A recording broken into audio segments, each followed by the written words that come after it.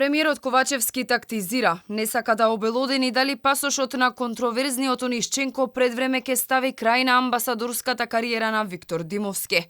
Одлуката дали тој ќе замине во Париз се крие како државна тајна, слична како неговото реферирање како поранешен директор на АНБ, за тоа кој му даде државјанство на украинскиот олигарх Олександар Онишченко.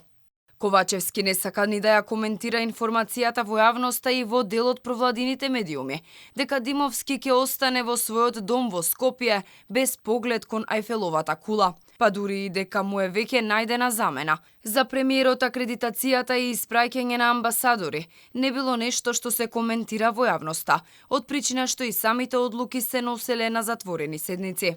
Ние во моментов имаме повеќе упразнети амбасадорски места и тоа во клучни престолнини во Европа, кои што се наши стратешки партнери и нормално дека во рамки на своите надлежности, заедно со претседателот на државата и заедно со министерот за надворешни работи, правиме консултации со цел овие места да бидат пополнети.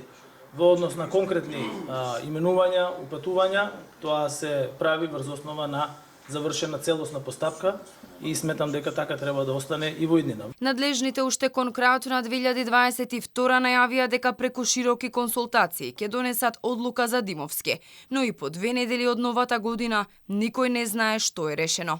Случајот Онишченко заглави на Собраниската комисија за надзор на безбедносните служби, а јавноста никогаш нема да дознае ништо за одржаните седници, бидејќи информациите се класифицирани.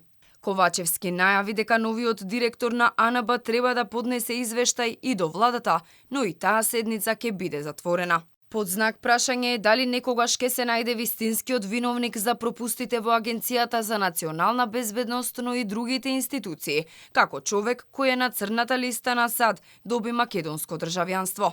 Освен суспензијата на неколкумина ниски службеници, за сега никој од повисоките инстанци не понесе никаква одговорност.